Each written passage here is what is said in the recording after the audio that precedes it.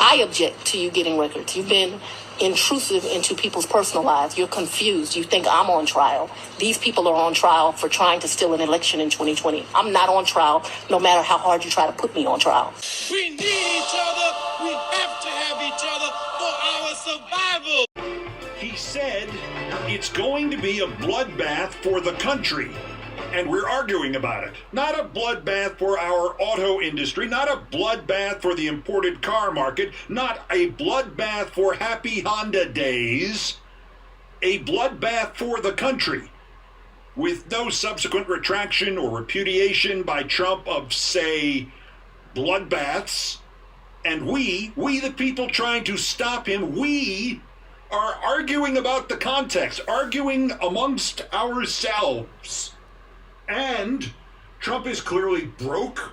He tells the court 30 insurance underwriters would not cover his $464 million bond in the New York fraud case, and we're still supposed to believe he's a billionaire. And suddenly he's a billionaire pleading poverty, and boom! The moment he does that, who just reappears out of nowhere but Paul Manafort, the international money spigot and Russian operative. And I'm still more concerned about something else. Where is Jack Smith demanding that Judge Tanya Chutkan revoke Trump's bail and incarcerate him after he violated the gag order in the election subversion case and maligned and threatened and encouraged others to malign and threaten Cassidy Hutchinson? And not just any others, but federal officers who carry guns.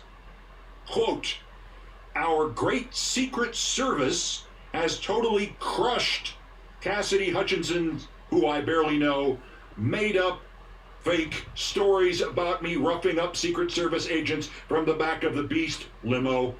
Has she now changed her testimony? Will she be prosecuted for what she did and said?" Trump has not just violated the gag order in the D.C. subversion case. He has not just violated a gag order that was already pared down in appeal, but still prevents Trump and his counsel from, quote, making or directing others to make public statements about known or reasonably foreseeable witnesses concerning their potential participation in the investigation or in this criminal proceeding, unquote. Pared down, but still clearly barring Trump from even speculating that a likely witness, such as Cassidy Hutchinson, fabricated evidence or testimony or might be prosecuted, and clearly barring Trump from congratulating the Secret Service for having, quote, totally crushed her, and barring Trump from trying to coerce her with questions like, has she now changed her testimony? And for that matter, barring Trump from making public statements about other possible witnesses like all the members of the Secret Service.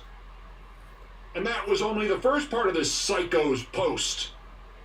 What about the Unselect J6 committee? They destroyed almost everything, including real evidence and findings. What's going to happen with them? Serious crimes have been committed?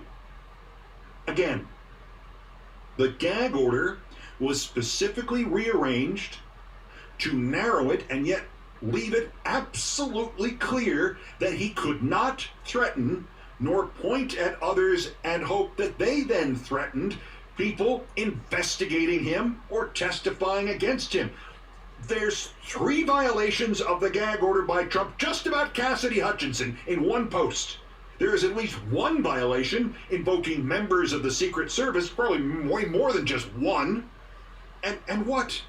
1 each for the 8 members of the House January 6th committee? So there are a dozen violations of the gag order, and where are Jack Smith and Tanya Chutkan?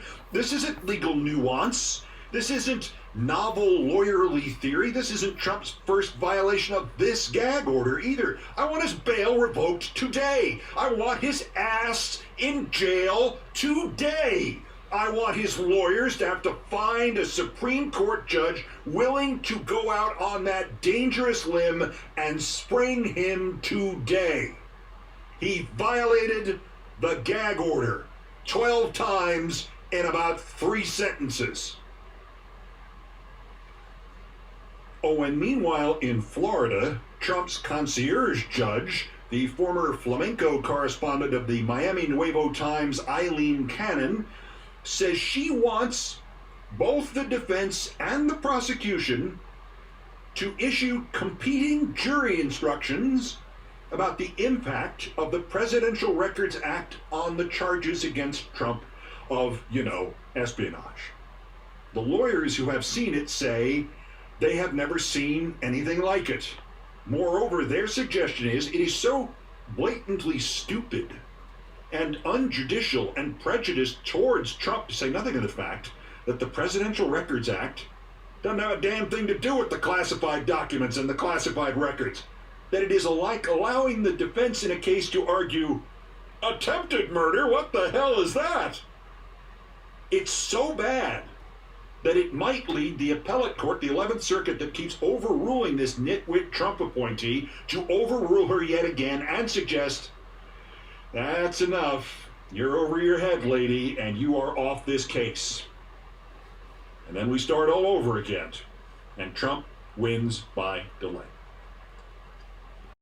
I object to you getting records. You've been intrusive into people's personal lives. You're confused. You think I'm on trial. These people are on trial for trying to steal an election in 2020. I'm not on trial, no matter how hard you try to put me on trial. We need each other.